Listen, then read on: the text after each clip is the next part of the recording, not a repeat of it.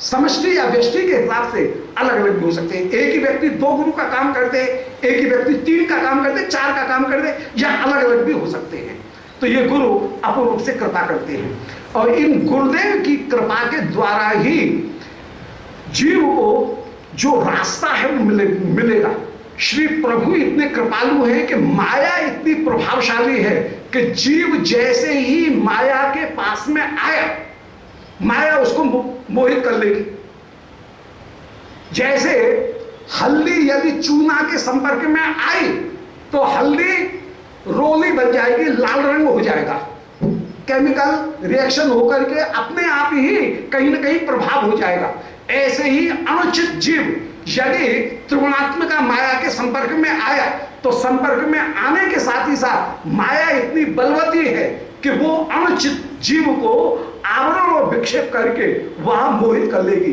आवरण के द्वारा उसकी सच्चित आनंद रूपता को भुला देगी, जीव भूल जाएगा कि मैं सच्चित आनंद हूं, और विक्षेप के द्वारा उस जीव को ये अज्ञान की प्राप्ति, भ्रम की प्राप्ति हो जाएगी कि मैं शरीर हूं, अर्थात कारण शरीर की उसको प्राप्ति हो जाएगी।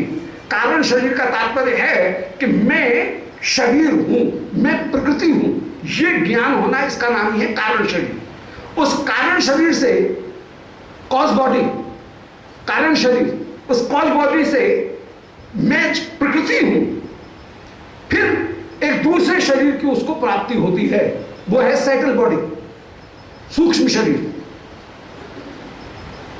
सूक्ष्म शरीर 16 वस्तुओं का बना हुआ है, 5 कर्मेंद्रियां, 5 ज्ञानेंद्रियां, 5 तन्मात्राएं और 1 मन।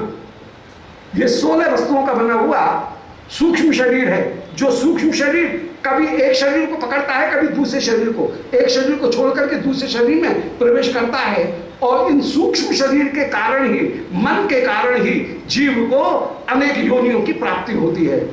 तीसरा जो शरीर है, उस सूक्ष्म शरीर ने जिस स्थूल शरीर में प्रवेश किया वो शरीर इसको मिला। हाथी, घोड़ा, मनुष्य, स्त्री, पुरुष, जो भी शरीर है वो शरीर इस जीव को मिला।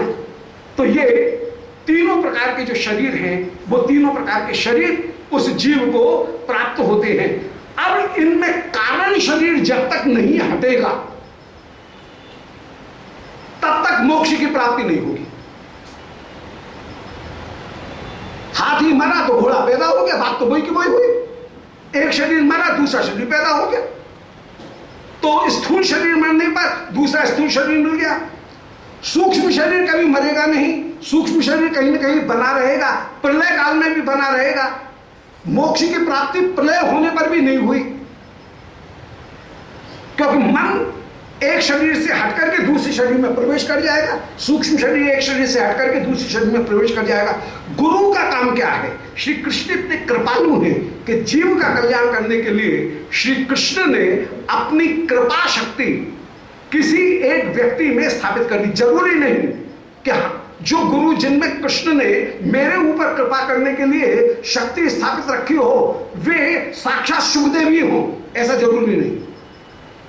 तो हर एक को सुखदेव नहीं मिलेंगे जीवन में, हर एक को संकालिक नहीं मिल सकते, हर एक को जड़ भरत नहीं मिल सकते। जिनको मिले उनको मिले।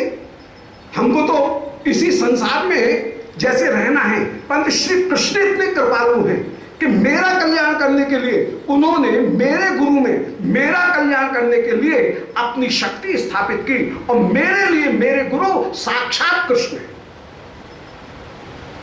क्योंकि उन्होंने मेरे ऊपर कृपा करने के लिए मेरे ऊपर शक्ति रखी। इसलिए मेरा ये अधिकार नहीं कि मैं अपने गुरु की परीक्षा करूं या उनकी कहीं उनको नापने तोलने का काम करूं।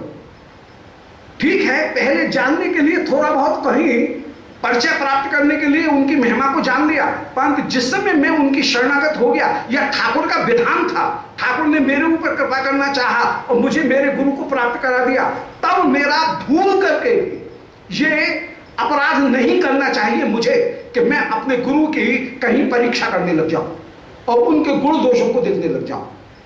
मुझे अपने गुरु को साक्षात प्रभु ही समझना चाहिए और उन प्रभु को समझ करके उनकी समाराधना करनी चाहिए। तो कल का श्री गुरु पूर्णिमा का जो दिन गुरु महिमा में तो कितना भी गायन करते जाओ, कोई कभी केवल एक संकेत मात्र किया। कल का जो दिन है वो विशेष रूप से श्री व्यास जी के श्री चरणारविंद की वंदना। व्यास नहीं होते तो ज्ञान तत्व, भक्ति तत्व, कर्म तत्व, विशेष रूप से भक्ति तत्व उसका बोध नहीं होता। इससे श्री वेद व्यास जी की वंदना करने का कल का गुण दिवस व्यास पूर्णिमा का, जिन्होंने संपूर्ण ज्ञान का व्यास माने विस्तार किया। व्यास माने जो विस्तार करे उसका नाम व्यास। फिर श्री सनातन गोस्वामी जो के वैराग्य के आधार होकर के विराजमान हुए। श्रीमद महाप्रभु के 6 परकरों में सनातन गोस्वामी आप वैराग्य की निधि। श्री रूप उनमें श्रीमद महाप्रभु ने रस तत्व की निधि स्थापित की, वे रस तत्व को प्रकट करने वाले। श्री रघुनाथ दास गोस्वामी मानसी सेवा को प्रकट करने वाले होकर के विराजमान है। श्री रघुनाथ भट्ट गोस्वामी वे श्रीमद् भागवत की निष्ठा को उनमें परिपूर्ण रूप से विराजमान, निष्ठा भागवत निष्ठा मूर्ति होकर के श्री रघुनाथ भट्ट गोस्वामी विराजमान। श्री गोपाल भट्ट गोस्वामी वे कहीं वैष्णव स्मृति और वैष्णव व्यवहार उसके आदर्श होकर के विराजमान। और श्री जीव गोस्वामी वे वैष्णव तत्व चिंतन उनके आधार होकर के विराजमान।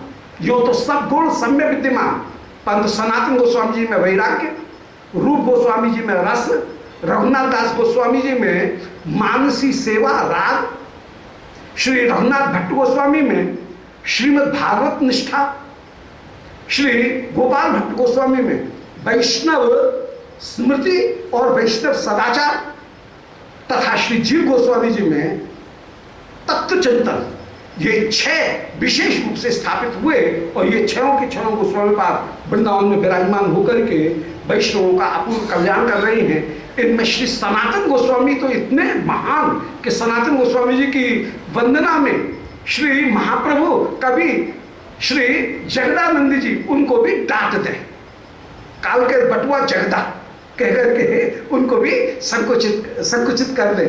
श्री इतनी कह रहे हैं महाप्रभु, स्वयं महाप्रभु के वचन है कि व्यवहार की और परमार्थ की शिक्षा मैं सनातन गोस्वामी जी से ग्रहण करता हूं। ये महाप्रभु की उदारता है। तो उन इससे बढ़कर के श्री सनातन गोस्वामी जी की महिमा का कोई दूसरा प्रमाण नहीं हो सकता है कि महाप्रभु भी सनातन गोस्वामी जी को इतना आदर देते हुए विराजमान। उन सनातन गोस्वामी जी के श्री चरणारविंद में कौन बंधन नहीं करेगा। वेद व्यास जी के बिना संपूर्ण भारतीय दर्शन वही तुच्छ हो जाता, उसका कहीं विस्तार ही नहीं होता। और श्री गुरुदेव नहीं आते तो इस शास्त्र के जंगल में हमको फूल चुन करके कौन देता। जंगल में तो सब चीज है, पर कोई जंगल से कहां तक प्राप्त करेगा, हैरान हो जाएगा जंगल में। और एक फूल को ढूंढने में ही परेशान हो जाएगा। परंतु श्री गुरुदेव वो हैं जो जंगल से चुन करके हमारे लायक जो वस्तु है उस औषधि को कृपा करके हमको प्रदान कर देते हैं। उन गुरुदेव के श्री चरणारविंद में कोटि कोटि वंदन। जय जय श्री राम। बोल वृंदावन बिहारी लाल की श्रीमद जय जय राधा रमण हरि गोविंद जय जय। बोल वृंदावन बिहारी लाल की जय। श्री राधा गिरधारी देवजू की जय। श्री व्यास जी महाराज की जय। श्री सनातन गोस्वामी पाद की जय। श्रीमद् गुरुदेव प्रभु की भगवान की जय। जय जय श्री राधे श्याम। ओम नमो भगवते पुराण पुरुषोत्तमाय। ओम जयति पराशर समूह सत्यवती हृदय नंदनो व्यासो यस्यास्य कमलगल्तम वाग्मय ममृतम जगत पेवती विश्वसर्ग विसर्गादि नवलक्षण लक्षतम श्रीकृष्णाक्षम परम धाम जगद्धाम नमामि तत्। हृदयस्य प्रेरणया प्रवर्तितो हम बराक रूपोपि तस्य हरेः पदकमलं वंदे श्री चैतन्य देवस्य। वंदे हम श्री गुरु श्रीयुत्पदकमलं श्री गुरुं वैष्णवांश्च श्री रूपं साग्रजातं सहगण रघुनाथान्वितं तं सजीवं साद्वैतं सावधूतं परिजन सहितं श्री कृष्ण चैतन्य देवं श्री राधा कृष्ण पादान सहगण ललता श्री विशाखान्वितांश्च आजानुलंबित भुजौ कनकावदातौ संकीर्तनैक पितरौ कमलायताक्षौ विश्वम्भरौ द्विजवरौ युगधर्म पालौ वंदे जगत प्रियकरौ करुणावतारौ यस्य प्रसादात् भगवत् प्रसादः यस्या प्रसादान्न गति कुतोपि ध्यायन् स्मरन् तस्य शस्त्र संध्यं वंदे गुरु श्री चरणारविंदम।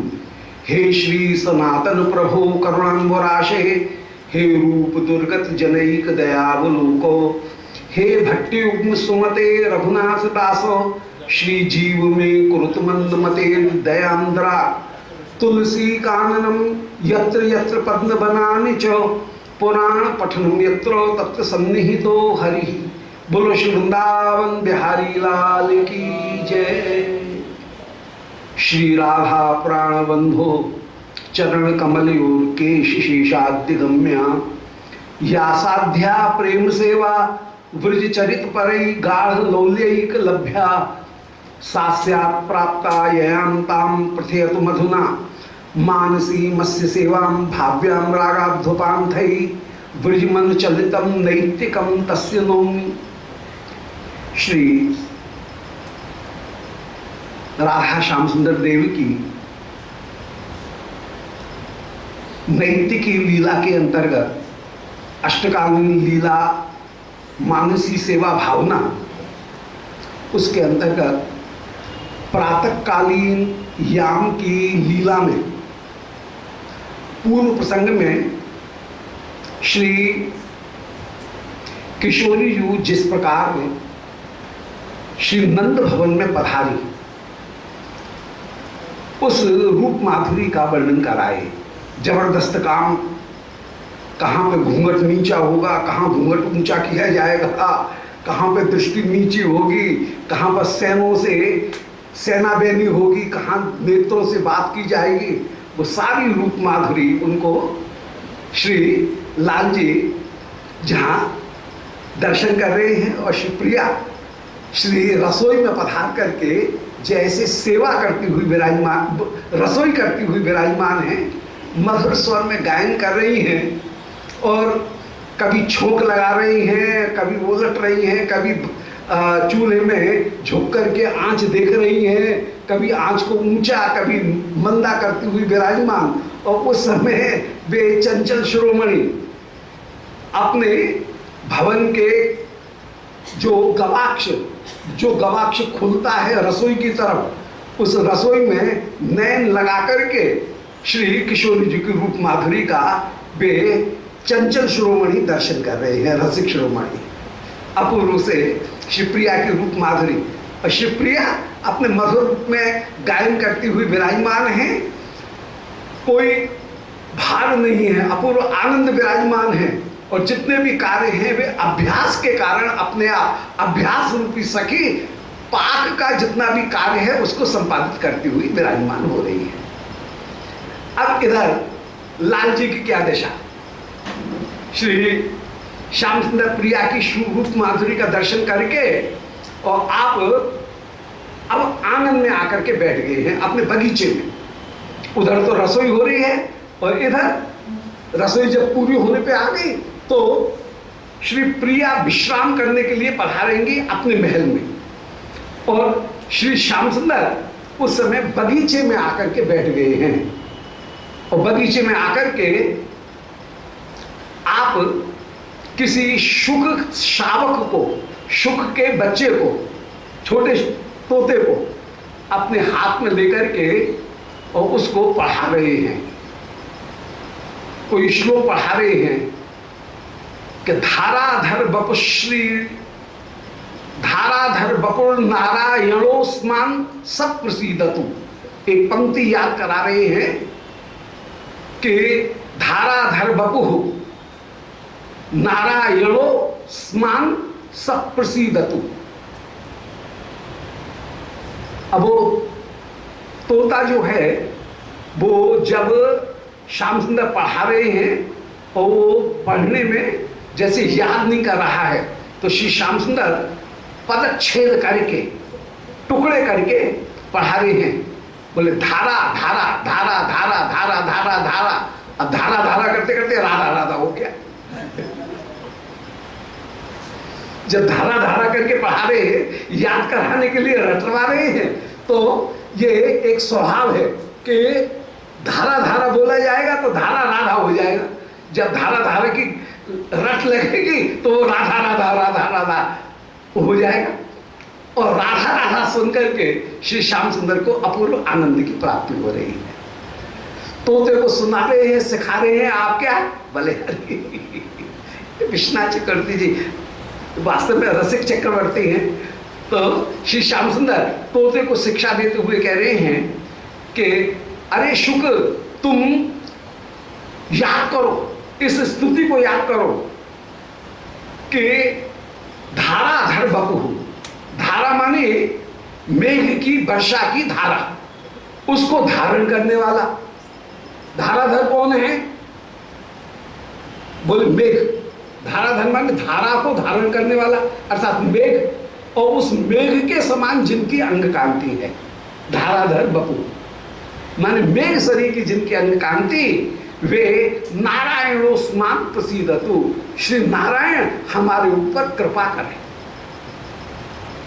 ये आप तोते को ये श्लोक याद करवा रहे हैं। अब तोता जब याद नहीं कर रहा है, वो तोता तो है विचक्षण, कोई तोता कोई मामूली थोड़ी है, वो विदग्ध विचक्षण ये तोता है और उनको शिक्षा दे रहे हैं। ये तोता तो ऐसे हैं जो कि श्रुतधर हैं, सुनने मात्र से ही एक बार में सुन करके पूरा याद हो जाए इनको। परंतु फिर भी वो तोता लीला करने के लिए जैसे गड़बड़ करता है, जब उस पूरी पंक्ति को धारण नहीं कर पाता है, तो श्री श्याम सुंदर तोड़ करके बोलते हैं, बोले धारा धारा धारा याद कर। वो तोता बोल रहा है धारा धारा धारा धारा धारा धारा, राधा राधा हो रहा है, धारा को राधा हो रहा है। और उसको सुन करके श्री श्याम सुंदर अत्यंत आनंदित हो रहे हैं। तो धाराधर बपू मेघ के समान जिनकी अंग कांति है, ऐसे नारायण ओस्मान प्रसीदतु। श्री नारायण हमारे ऊपर कृपा करें।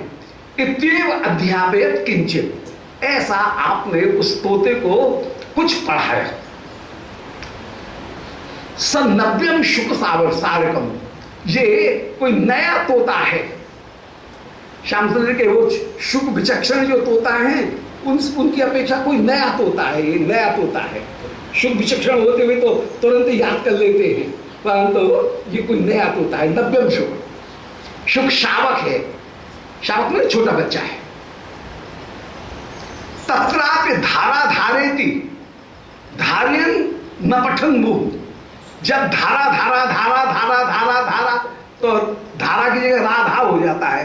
तो तत्रापि धारा धारेति पाठ धारेन, धारा धारा करके जब वो रट लगा रहा है, उस समय उसको पढ़ते समय लालियन दाडिनी बीजान, राधा इस शब्द को ध्वनि को सुनकर के श्री श्याम सुंदर अत्यंत अत्यंत आनंदित हो जाते हैं। और लालियन उस शुभ शावक को अत्यंत अत्यंत लाल करते हुए, लालियन उसका लालन पालन करते हुए, दालमी बीजान आशयन, आप मधुमंगल को भेज करके और कहते हैं जा भीतर से जल्दी से अनार लेकर के आ।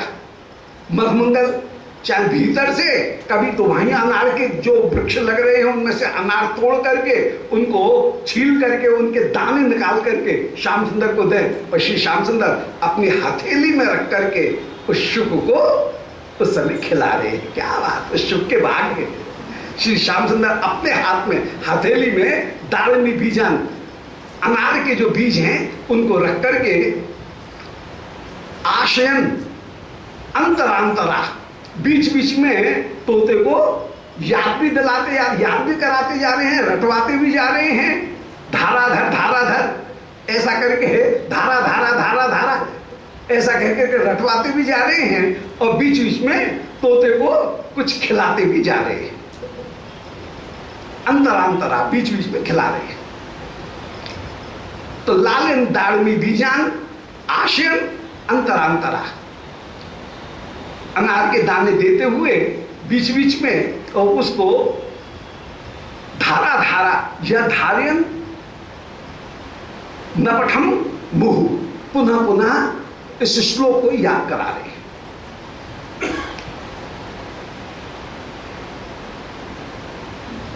बटुम माह भवान क्वागात प्रात संप्रत लालिता, सखे ने खेला मद्राक्षी मल्ल रंगा जरेद्यना।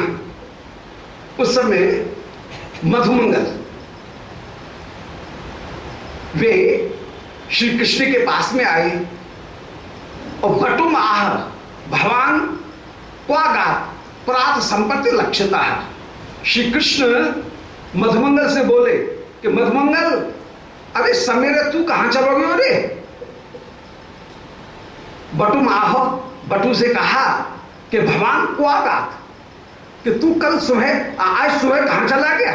प्रातः संपत्ति लक्ष्यता, सुबह तो दिखा नहीं, अब दिख रहा है, समय समय से कहां चला गया था? सखेन खेला मद्राक्षी मल्ल रंगा जरे देना। अरे मैंने अखाड़े में जो खेला की, जो क्रीड़ा की, मेरी क्रीड़ा को तूने देखा नहीं? आज मैंने अखाड़े में कैसी सुंदर कुश्ती लड़ी है। मधुमंगल से कह रहे हैं, मधुमंगल से, मधुमंगल जैसी बात तो मधुमंगल से कह रहे हैं, बोले प्रातः काल मैंने जो खेला की, उस खेला को तूने नहीं देखा। मल्ल रंगा जिरे, मल्ल रंग के अजिर में, मल्ल रंग के, मल्ल युद्ध के आंगन में। रंग शब्द राग के अर्थ में, नृत्य के अर्थ में, युद्ध के अर्थ में रंग शब्द का प्रयोग होता है। रंगो रागे रणे, तो मल्ल शब्द जो है, रंग शब्द जो है वो राग के अर्थ में, मन रंग के अर्थ में होता है, रण के अर्थ में होता है, गाने, गान के अर्थ में होता है। ये राग शब्द के तीन अर्थ कहीं अमरकोश में निरूपण किए गए, रागो रंगे रणे गाने। तो मल्ल रंग माने मल्ल युद्ध, उसके अजर में, उसके आनंद में तूने मेरे आनंद को तूने नहीं देखा। कैसे मैंने कुश्ती के विभिन्न भेदों को प्रस्तुत किया। मेरी कुश्ती देखता तो सही, तुझे क्या आनंद आता। मैंने सर्पोत्सर्पादि कौशलम तुके यदकार मयाघारी दारूण पर्य अंग रंगीण। मधुमंगल भी कह रहे हैं, बोल भैया सो बात नहीं है।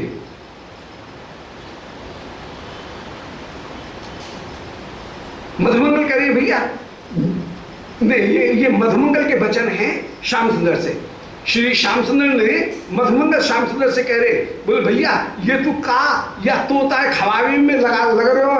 मैंने सब सुबह जो अपूर्व कुश्ती लड़ी वो कुश्ती तूने नहीं देखी और तू तो यहां पर लगा हुआ है। मैंने जो कुश्ती लड़ी उस कुश्ती को तूने नहीं देखा। अब मेरी कुश्ती कैसी? बोले भैया प्रसर्प उत्सर्प सर्पादि, कभी उछल करके, कभी पास में जाकर के, कभी दूर हट करके। कुश्ती के जितने भी भेद हैं, एक दस्ती, दो दस्ती, रूम दस्ती, उठ के बैठ के, घूम करके, लपक करके, छूट करके, छुड़ा करके, आगे बढ़ करके, पीछे हट करके, गिर करके, गिरा करके, झुक करके, झुका करके, उछल करके, उछाल करके, बैठ करके, सिमट करके, सिमटा करके, कुश्ती के जितने भी भेद हैं उनको मैं करते हुए जैसे रहा वो तूने देखा नहीं है। मेरे खेल मधुमंगल अपनी बड़ाई अपने मुख से कर रहे हैं, ये मधुमंगल की लीला है। मधुमंगल कह रहे हैं कि प्रसर्प उत्सर्प, पहले पास में जाना, फिर सर्प माने निकट में आना, फिर उत्सर्प माने दूर सरक जाना।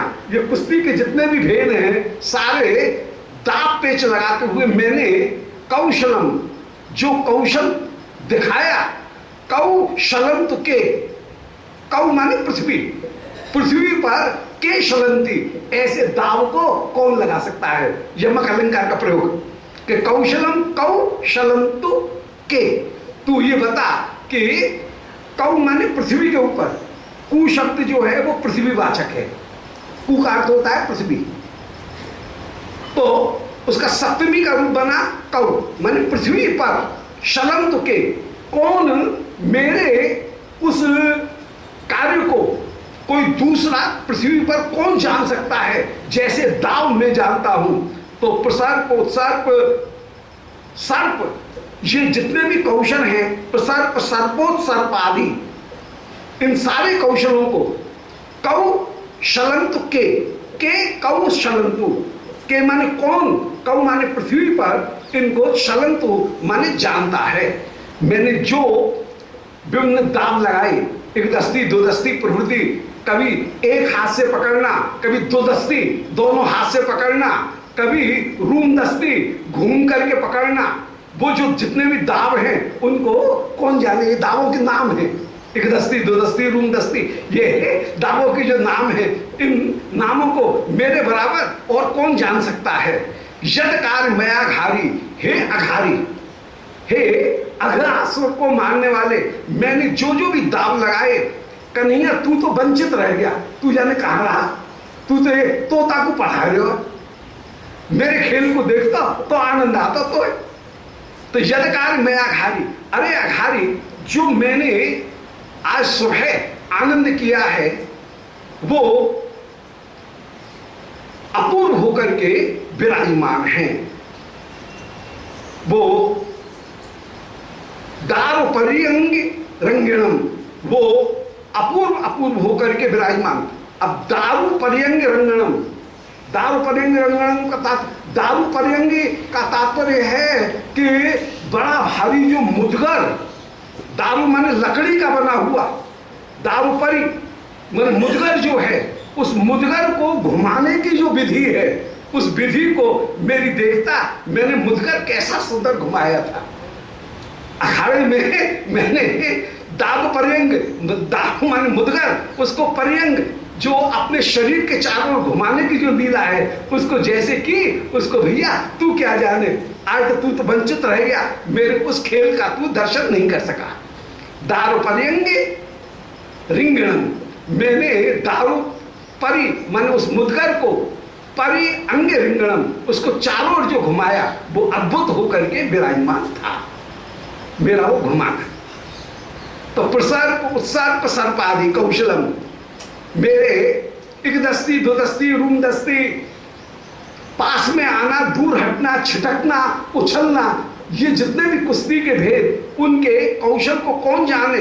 यदकार मया घारी, अरे अघासुर को मारने वाले, मैंने अखाड़े में जैसे मुदगर घुमाया, उस मुदगर को देखने की मेरी कला से तू वंचित रह गया, आज तूने मेरी उस कला को नहीं देखा। ऐसे मधुमंगल अपनी बड़ाई अपने मुख से कर रहे हैं, ये मधुमंगल के द्वारा अपनी बड़ाई करना, अपनी बड़ाई थोड़ी की जाती है, खुद थोड़ी की जाती है, परंतु मधुमंगल ये यहाँ बाल लीला में, सक्ष लीला में मधुमंगल अपनी बड़ाई, अपनी डींग अपने मुख से हाँक रहे।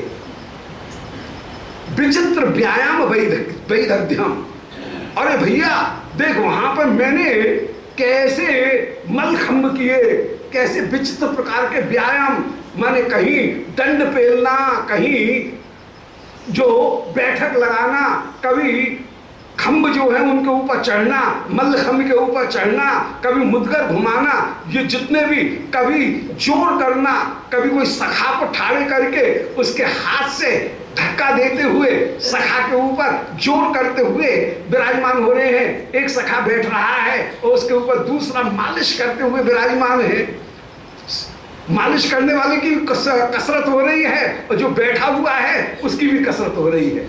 तो मैंने जो विचित्र चित्र व्यायाम वैदग्ध्यम, चित्र व्यायाम की जितनी भी विदग्धता है उस विदग्धता को मैंने किया। अपने हाथ से अखाड़ा खोदना, अखाड़े को तैयार करना, कुश्ती लड़ना, फिर अखाड़े के चारों ओर दौड़ लगाना, अखाड़े को सींचना, ये जितने भी विचित्र व्यायाम हैं, सब प्रकार के व्यायाम, उन व्यायाम को करते हुए मैं जो विराजमान हुआ हूं। मित्र वृंदाभिनंदितम, भैया तू रहेगा, तू देख तो सही मैंने कैसे कैसे वास्तव में जैसे अपूर्व धुर्रे उड़ाए दिए, ऐसे ये कहते हुए विराजमान है कि भैया मैंने तो धुर्रे उड़ा दिए। सारे सखा मित्र वृंदाभिनंदितम, सारे मित्र वृंद मेरी प्रशंसा करते हुए विराजमान हुए हैं, मेरी जैसी प्रशंसा कर रहे हैं। तेन प्रत्येक माते ने एक नाच विराजनी, तेन प्रत्येक माते ने, मित्र वृंद के साथ में इतने